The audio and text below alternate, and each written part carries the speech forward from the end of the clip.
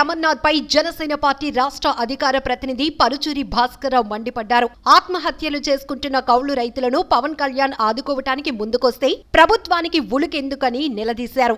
రాజకీయంగా పవన్ కళ్యాణ్ ఎదుర్కొనే ధైర్యం లేకే వ్యక్తిగత విమర్శలు చేస్తున్నారని, ఇది దిగజారుడుతనమన్నారు. అనకాపల్లి జనసేన పార్టీ కార్యాలయంలో ఏర్పాటు చేసిన విలేకరుల సమావేశంలో జనసేన పార్టీ రాష్ట్ర అధికార ప్రతినిధి పరుచూరి భాస్కర్రావు మాట్లాడుతూ, ఆత్మహత్యలు చేసుకుంటున్న కౌలు రైతులను ఆదుకోవాలనే ఉద్దేశంతో జనసేన పార్టీ అధినేత పవన్ కళ్యాణ్ తన సంపాదనలో కొంత భాగాన్ని ఆత్మహత్య చేసుకున్న కౌలు రైతులకు ₹1,00,000 చొప్పున సహాయం చేయటం జరుగుతుందని, అందులో భాగంగా ఈస్ట్ గోదావరిలో కౌలు రైతులకు చెక్కులు పంపిణీ చేస్తూ మీకు వైఎస్ఆర్ పార్టీ ఏం చేసిందని పవన్ కళ్యాణ్ ప్రశ్నించడం జరిగిందని, ప్రతి కౌలు రైతులకు ₹7,00,000 ఆర్థిక సహాయం చేస్తానన్న వైఎస్ జగన్ కౌలు రైతులకు ఏం చేశారని ప్రశ్నించేసరికి సమాధానం చెప్పలేని మాజీ మంత్రులు, ప్రస్తుత మంత్రులు పవన్ కళ్యాణ్ ని రాజకీయంగా ఎదుర్కొనలేక ఫ్యామిలీ పరంగా ఇంట్లో మహిళలపైన విమర్శలు చేయటం దారుణమన్నారు. నిన్న అనకాపల్లిలో జరిగిన ఒక కార్యక్రమంలో అనకాపల్లి ఎమ్మెల్యే 3 శాఖల మంత్రి గుడివాడ అమర్నాథ్ మాట్లాడుతూ, పవన్ కళ్యాణ్ గారిని వ్యక్తిగత విమర్శలు చేశారని, రాజకీయంగా ఎదుర్కోలేక ఇలా వ్యక్తిగత విమర్శలు చేయటం సబబు కాదని, ఇంకొకసారి పవన్ కళ్యాణ్ జోలికొస్తే ఊరుకునేదే లేదని ఘాటుగా హెచ్చరించారు. ఈ కార్యక్రమంలో పావడ కామరాజు, గంజి సత్యారావు, దూలం గోపి, తాకసి సత్యం దొర, బన్నికాన రాము, మంగ ఈశ్వర్, కోట్ని సూరిబాబు, బంటు రవి, బయ్యవరపు రమణ, కొల్లిమల్ల లక్ష్మణ్, కరణం నాయుడు, త్రినాథ్ తదితరులు పాల్గొన్నారు.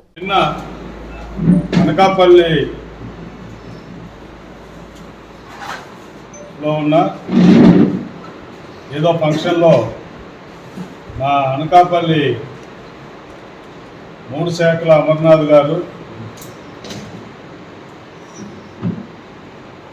మా పవన్ కళ్యాణ్ గారు కౌలు రైతులందరూ కూడా చాలా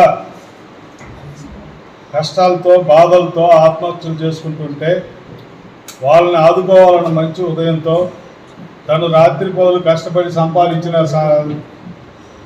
డబ్బులో నుంచి కొంత భాగాన్ని పెట్టి దాదాపు 3,000 మందికి ₹1,00,000 కాడికి ఇచ్చే ప్రోగ్రామ్ని ప్రారంభించింది మీ అందరికి కూడా తెలుసు. దాంట్లో భాగంగా మొన్న ఈస్ట్ గోదావరిలో చెక్కులు పంపిణీ చేస్తూ వైఎస్ఆర్సీపీ పార్టీ ఈ కౌలు రైతులకి ఏం చేసింది అని అడగడం జరిగింది. ఎప్పుడు కూడా రాజకీయాన్ని రాజకీయంగా మాట్లాడుకోవడం అనేది ఆనవాయితీ పద్ధతి కూడా. ఆయన ఇన్ని మంది చచ్చిపోతుంటే ఈ ప్రభుత్వం ఏం చేస్తుంది, కౌలు రైతులకి మీరు ఏమి వాళ్ళకి ఏదైనా ఉపయోగపడే మాదిరిగా లేదు, వాళ్ళకి 7 లక్షలు అన్నారు, ఆ రకంగా మీరు ఏమైనా డబ్బులు ఇచ్చారా మీరు చెప్పాలి అని చెప్పి అడిగితే మా అనకాపల్లి అమర్నాథ్కి పొడుచుకొని వచ్చేసింది. ఎందుకంటే ఈ వైఎస్ఆర్సీపీ పార్టీలో ఉన్న ఫస్ట్ విడతలో ఉన్న మంత్రులు కానీ ఇప్పుడు కొత్తగా వచ్చిన మంత్రులు కానీ ఏదైనా ప్రశ్నించి సబ్జెక్ట్ అడిగితే దానికి సంబంధించి మాట్లాడడం చేత కాదు. పర్సనల్గా ఫ్యామిలీల గురించి మాట్లాడే అలవాటు వీళ్ళకి ఎక్కువైపోయింది. దాంట్లో నిన్న ఆయన అంటూ ఓ మాట అన్నాడు, ఆయనకి 4 పిల్లలు ముద్దులు మొగుడు అని, లోకలు, నేషనల్, ఇంటర్నేషనల్ అన్నాడు. మా పవన్ కళ్యాణ్ గారు, మా పార్టీ అధినేత పవన్ కళ్యాణ్ గారు గతంలో ప్రెస్ మీట్లో చెప్పారు, నాకు కుదరలేదు, నేను 3 పెళ్ళిళ్ళు చేసుకున్నాను, చట్టపద్ధతిగా చేసుకున్నాను, చట్టపద్ధతిగా విడిపోయామని. అసలు అంత ఓపెన్గా చెప్పిన తర్వాత కూడా పవన్ కళ్యాణ్ గారి గురించి ప్రతిసారి పెళ్లిళ్ళ సంభావన ఎందుకు తెచ్చి మాట్లాడుతున్నారంటే, ఆయన ఏ నేరం చేయలేదు, ఏ తప్పులు చేయలేదు, ఏ జైలుకి వెళ్ళలేదు, అందువల్ల ఆయనకి ఏ భయం లేదు. ఇది ఒకటి తప్పితే వీళ్ళు ఎలాగా మాట్లాడి 3 పిల్లలు 4 పిల్లలు అని మాట్లాడి ఆయన మానసికంగా దెబ్బతీయాలని చెప్పి వీళ్ళందరూ పెద్ద ఎత్తున కుట్ర చేసి మాట్లాడుతున్నారు. అయ్యా అమర్నాథ్ గారు, రాష్ట్రం అంతా 170 సీట్లలో పోటీ చేసి ఓడిపోయినప్పుడు కూడా ఒక్క నిమిషం కూడా ఆలోచించుకుంటా మళ్ళా రోడ్లలో జనాల్లో తిరిగి ఈరోజు ఇంత ప్రజా ఆదరణ ఆయనకు వచ్చిందంటే ఆయన ధైర్యాన్ని చూసి మెచ్చుకోవాలి. ఆ ధైర్యాన్ని చూసి భయపడిపోయి వణికిపోతున్నారు ఈ వైఎస్ఆర్సీపీ వాళ్ళందరూ. ఎందుకు వణికిపోతున్నారో కూడా వాళ్ళకి అర్థం కాని పరిస్థితిలో ఉన్నారు. 24 గంటలు నిద్రపోయే కాడి నుంచి నిద్ర లేచిన కాడి నుంచి నిద్రపోయే వరకు ఎప్పుడు పవన్ కళ్యాణ్ గారు అంటేనే వీళ్ళకి వాళ్ళ పార్టీ అధినేత కాడి నుంచి సామాన్య కార్యకర్త దాకా భయం వచ్చేస్తుంది, వణికిపోతూ ఉన్నారు. ఇకపోతే పార్టీల గురించి మాట్లాడాడు. అప్పుడేమో టీడీపీను బీజేపీకి మద్దతు ఇచ్చారు, ఇప్పుడు మళ్ళా టీడీపీకి దత్తపుత్రుడు అయ్యాడు అంటున్నాడు. అమర్నాథ్ గారు, మీ నాన్న కాంగ్రెస్ పార్టీలో ఉన్న తర్వాత నెక్స్ట్ మీ కుటుంబం పెందుర్తిలో టీడీపీలో మీ అమ్మగారు పోటీ చేయలేదా? దాని తర్వాత నువ్వు గాజువాకలో కార్పొరేటర్గా టీడీపీ నుంచి పోటీ చేయలేదా? అనేక నువ్వు వైసీపీకి వచ్చావు. ఇదే వైఎస్ జగన్మోహన్ రెడ్డిని సమైక్య ఆంధ్ర టైంలో అనకాపల్లి 4 రోడ్లలో వంట వార్పు పెట్టి మాట్లాడినప్పుడు జగన్మోహన్ రెడ్డి గారి గురించి నువ్వు తిట్టిన తిట్లు అనకాపల్లి ప్రజలు మర్చిపోయారని నువ్వు అనుకుంటున్నావా? నువ్వు మా పార్టీ అధినేత గురించి 3 పార్టీలు 2 పార్టీలని మాట్లాడే అర్హత నీకు ఎక్కడి నుంచి వచ్చిందని చెప్పి అడుగుతా ఉన్నా. నువ్వు గుడివాడ గురునాథరావు గారు కడుపును పుట్టావు. గుడివాడ గురునాథరావు గారికి ఈ రాష్ట్రంలో కానీ ఈ జిల్లాలో కానీ ఎంత మంచి పేరు ఉందంటే గుడివాడ గురునాథరావు గారు అంటేనే గౌరవం మర్యాద ఉండేది. అలాంటి ఆయన కడుపులో అమ్మ నాగమణి గారు క్షమించాలి, మీ అబ్బాయి గారే పర్సనల్గా ఫ్యామిలీ విషయాల్లో వస్తున్నాడు కాబట్టి కొన్ని మాట్లాడక తప్పట్లేదు మాకు. అంత మంచి ఆయన కడుపులో ఇలాంటి చెత్త మంత్రిని ఎలా కన్నావమ్మా నువ్వు? మాకే బాధేస్తుంది. మిమ్మల్ని అందరం చూస్తే దండం పెట్టాలనిపిస్తుంది మాకు. ఆ గుడివాడ గురునాథరావు గారు పేరును చూస్తే అందరికీ కూడా మీ కుటుంబ సభ్యులకు దండం పెట్టాలని అనిపిస్తుంది. కానీ ఇలాంటి చెత్తపుత్రుడిని నువ్వు ఎలా కన్నావో మాకైతే తెలియలేదమ్మా. దయచేసి మీరైనా 4 మంచి మాటలు చెప్పండి. చిన్న వయసు, కార్పొరేటర్ అయ్యారు, ఎంపీ ఓడిపోయారు, ఎమ్మెల్యే వచ్చింది, మంత్రులు వచ్చాయి, కలకాలం నిలబెట్టుకోవాలి. కానీ ఇలాగా ఏదో 3 మంత్రులు ఒక్కొక్క బిస్కెట్ వేసినట్టు వేస్తే దాన్ని తీసేసుకొని ఇష్టమైన వాళ్ళ మీదంతా పడి లాగుతాను పీకుతానంటే మాత్రం చాలా ఇబ్బందులు పడాల్సి వస్తుంది. అమర్నాథ్ గారు, అసలు మీ పార్టీలో ఇన్ని మంది సీనియర్లు ఉండగా మీకెందుకు మంత్రి పదవి ఇచ్చారో మీకు తెలుసా ముందు అని అడుగుతున్నా. మొన్న రీసెంట్గా పాస్ అయిన జీవో షుగర్ ఫ్యాక్టరీల మీద 6 షుగర్ ఫ్యాక్టరీలు కూడా నష్టాల్లో ఉన్నాయి. దాన్ని మేము టెండర్ పెట్టి ప్రైవేట్ జానికి అమ్మపోతామని చెప్పారే, దాన్ని మర్చిపోయావా? దానికోసమే నీకు మంత్రి పదవులు ఇచ్చారనేది కూడా గుర్తుపెట్టుకో. ఆ 6 ఫ్యాక్టరీలు వాళ్ళకి కావాల్సిన వాళ్ళకి సంతకాలు పెట్టించుకునేదానికి డెమ్మీ మంత్రి కింద నిన్న అనకాపల్లిలో ఇచ్చారే కానీ నీ మీద ప్రేమతోనో నువ్వేదో ఈ రాష్ట్రాన్ని ఉద్ధరిస్తావనే కాదనేది మాత్రం నువ్వు గుర్తుపెట్టుకోవాల్సిన అవసరం ఉంది. ఒకటి గుర్తుపెట్టుకో, అసలు నువ్వు ఎంత మంత్రి అంటే పదవి ప్రమాణం అయిన మరుసటి రోజే ఏలూరులో యాక్సిడెంట్లో 5గురు చనిపోతే ఈ రోజుకి వెళ్ళి పరామర్శించిన మంత్రి నువ్వు కూడా మా పవన్ కళ్యాణ్ గారి గురించి మాట్లాడుతున్నావంటే ఆశాపదంగా ఉంది. అసలు నీ శాఖలేంటి, నీ శాఖల్లో ఉన్నాయేంటో కూడా ఇంకా నీకు పూర్తిగా తెలియలేదు. అప్పుడే రేపు ఎల్లుండో ఇళ్ల పట్టాలు ఇవ్వడానికి ఇక్కడికి జగన్మోహన్ రెడ్డి గారు వస్తున్నారని చెప్పి నువ్వు పవన్ కళ్యాణ్ గారిని పర్సనల్గా 4 మాటలు మాట్లాడితే పక్కన కూసపెట్టుకొని భుజం మీద ఇలా చేయి పెట్టి నవ్వుతాడని చెప్పి ఇలా నువ్వు ఇష్టం వచ్చినట్టు మా పార్టీ అధినేతను కానీ మాట్లాడితే ఇక మీద నీకు బాగోదు. మేము ప్రతి దానికి కౌంటర్ ఇస్తామని కూడా తెలియజేసుకుంటున్నాను. పర్సనల్ విషయాలు మాట్లాడుతున్నావు. నీకు పర్సనల్ విషయాలు మీ ఫ్యామిలీలో ఏం జరిగి ఎందుకు ఏమేమి అయిపోయిందో ఈ జిల్లా ప్రజలందరికీ కూడా తెలుసు. నువ్వు కూడా ఒకసారి గుర్తు తెచ్చుకో. నువ్వు ఆడవాళ్ళ విషయాల గురించి మా పార్టీ అధినేత మీద మాట్లాడుతున్నావు. అమర్నాథ్ గారు జాగ్రత్తగా మాట్లాడండి అని చెప్పి తెలియజేసుకుంటున్నా. ఇకపోతే నీకు దమ్ము సత్తా ధైర్యం ఉంటే నీకు 3 శాఖల మంత్రి ఇచ్చారు. 3 ఏళ్ళైంది నువ్వు అనకాపల్లి ప్రజలు నిన్ను ఓటేసి గెలిపించి. ఆ ప్రజలకి ఈ రోజు కూడా 3 పనులు నువ్వు ముచ్చటగా చేసిన పాపాన్ని పోలేదు. ఇప్పుడు 3 శాఖల మంత్రి ఇచ్చారు. ప్రూవ్ చేసుకో. ఈ అనకాపల్లి ప్రజలు ఓటేసి గెలిపించిన వాళ్ళ రుణం తీర్చుకునే విధంగా నువ్వు పనిచేయాలంటే షుగర్ ఫ్యాక్టరీని టెండర్ అయి నీకుంటా ఆపు, దాన్ని రన్నింగ్లో తీసుకొచ్చి పెట్టు. అప్పుడు ఒప్పుకుంటాం నీకు పరిపాలన వచ్చు అని. ఇకపోతే ఈ ప్రభుత్వంలో నీకు ఐటీ మంత్రి, ఇండస్ట్రీ మంత్రి ఇచ్చారు. అనకాపల్లి ప్రజలు ఓటేశారు. చాలా యువకులు ఉన్నారు. ఒక 2 ఐటీ కంపెనీలు, ఒక 5 ఇండస్ట్రీస్ తెచ్చి ఈ అనకాపల్లి ప్రజలు రుణం తీర్చుకునే విధంగా ఉద్యోగ ఉపాధి కలగజేయి. అప్పుడు మేము అనుకుంటాం నీకు మంత్రిగా చేతనవును అని. అదే కాకుండా ఈ అనకాపల్లిలో నిన్ను ఓట్లేసి గెలిపించినప్పుడు ఇంటింటికి తిరిగి ఏడ్చారు. ఎంపీకి ఓడిపోయాం, ఎమ్మెల్యేకి ఓడిపోతే ఇక మేము సూసైడ్ చేసుకోవాలని. నిన్ను నమ్మి ఓట్లేసిన జనాన్ని 3 సంవత్సరాలుగా గాలికి వదిలేసిన వ్యక్తి నువ్వు మా పవన్ కళ్యాణ్ గారి గురించి మాట్లాడుతున్నావు. అనకాపల్లి టౌన్లో షుగర్ ఫ్యాక్టరీని స్థాపించి రన్నింగ్లో పెట్టి చూపించు. అనకాపల్లి చుట్టుపక్కల ఉన్న రోడ్లు మరమ్మతు చేసి రోడ్లు వేయించే పని చేసి చూపించు. అలాగే కోర్టు బిల్డింగ్ పడిపోయి 10 ఏళ్ళైనా ఇంకా అద్దె బంగ్లాల్లోనే పెట్టుకోమన్నారు. దానికి ఫండ్స్ ఉన్నాయి, కోర్టు కట్టడానికి స్థలం ఉంది.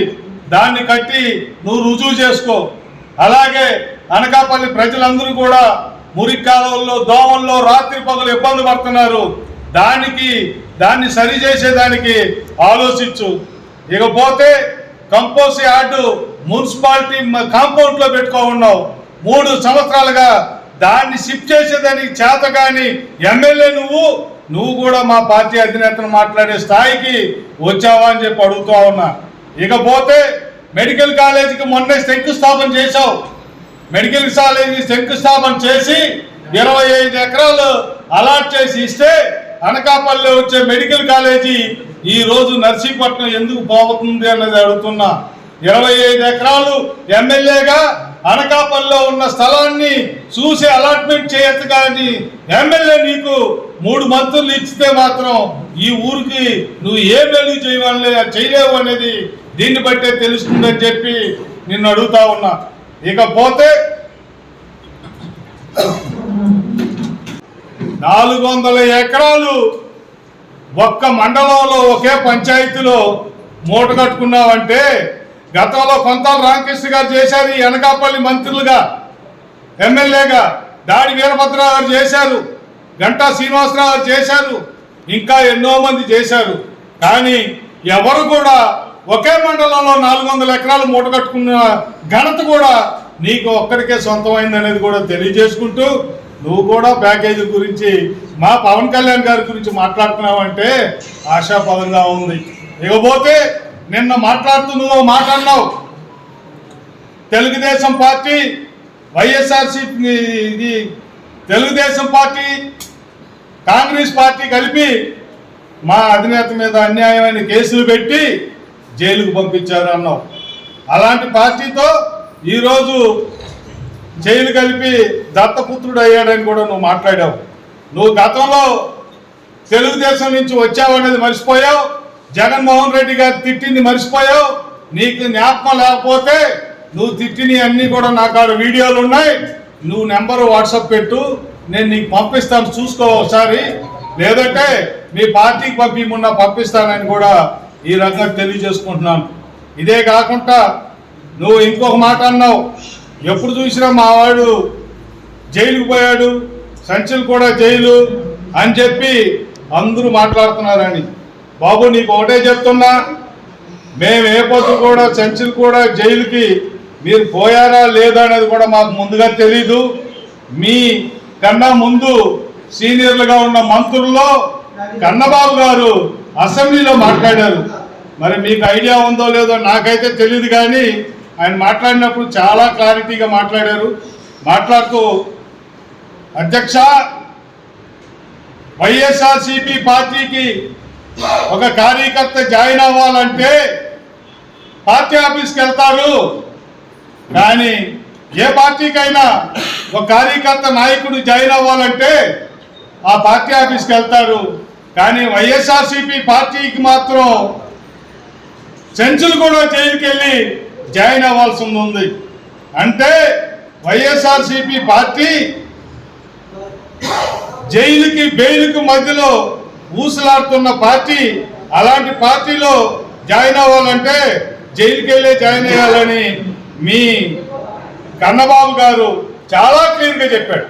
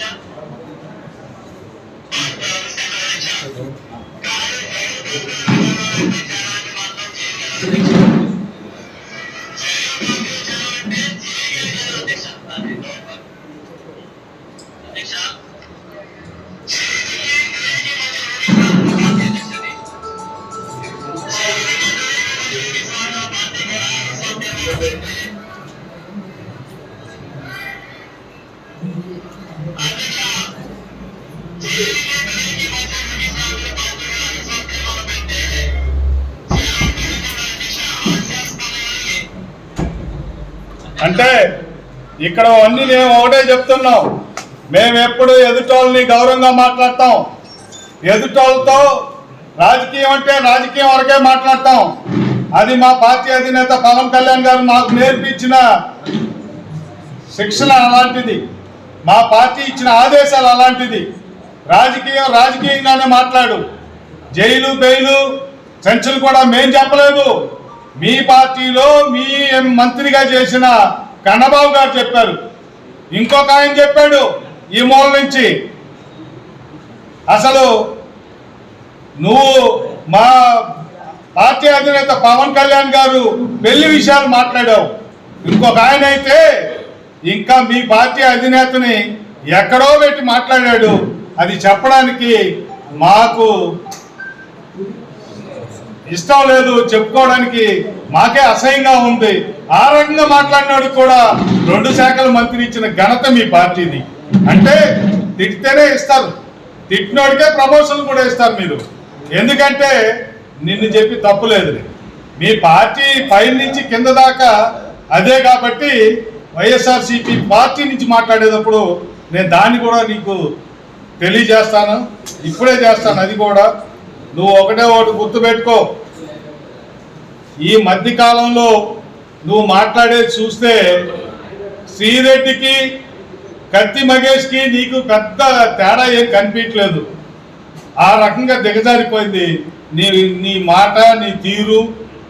దాన్ని సరి చేసుకోవాలని చెప్పి అమర్ గారికి చెప్తూ మంచి ఒక గొప్ప నాయకుడు కడుపును పుట్టావు.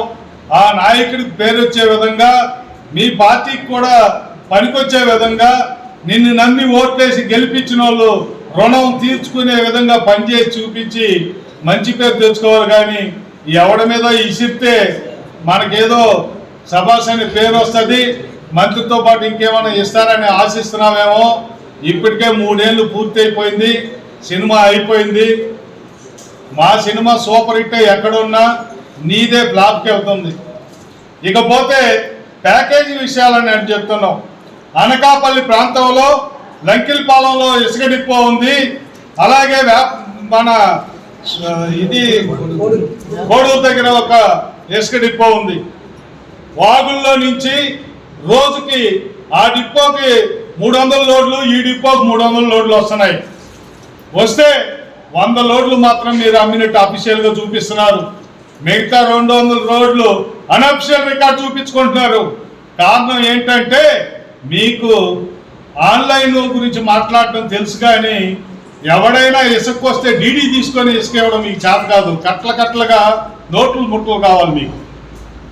అంటే అఫీషియల్ గా 100 చూపించి 200 లోడ్లు అనకాపల్లిలో ఒక్కొక్క డిపోలో 200 అంటే 400 లోడ్లు ఇంటూ 18,000 రూపాయలు, దాదాపు 85 లక్షల రూపాయలు ప్రతిరోజు ఇక్కడ కుంభకోణం జరుగుతుంది.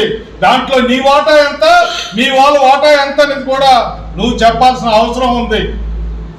పోతే వైన్ షాపులు పరిపాలన ఎట్లా ఉందంటే, ఒక కొబ్బరి బోండా తీస్తే కూడా ఫోన్పేలో తీసుకుంటున్నారు. కొబ్బరి బోండా కూడా ఫోన్పేలో తీసుకుంటున్నారు డబ్బు. కానీ వైన్ షాపుల్లో మాత్రం ఫోన్పే తీసుకోరు, క్యాష్ ఇస్తేనే తీసుకుంటారంట. అంటే క్యాష్ తీసుకుంటేనే కదా సాయంత్రానికి వాటాలు పంచుకోవడానికి కరెక్ట్గా ఉంటుంది. ఇంకొక అన్యాయం, ఈ మధ్య మధురవాడలో ఒక వైన్ షాప్ దగ్గర ఇండియన్ గవర్నమెంట్ రిజర్వ్ బ్యాంక్ తయారు చేసిన 10 రూపాయల కాయిన్స్ తీసుకొని వెళ్ళి వైన్ షాప్లో బాటిల్ కావాలని అడిగితే, మేము ఈ కాయిన్స్ చెల్లవు, మేము తీసుకోము, మాకు నోట్లే కావాలని అడిగాడు. ఏమయ్యా ఇలా మాట్లాడుతున్నామంటే, మేము సాయంత్రానికి కట్టకట్టి పంపించాలంట. అంటే ఆ రకంగా షాపుల దగ్గర నుంచి కూడా సాయంత్రానికి కలెక్ట్ చేసుకొని ఇళ్ళకు పట్టుకుపోయే ఘనత మీది. మీరు కూడా ప్యాకేజీల గురించి మా పార్టీ గురించి మాట్లాడుతున్నారంటే సిగ్గుసేటుగా ఉందని చెప్పి తెలియజేసుకుంటున్నాను. కానీ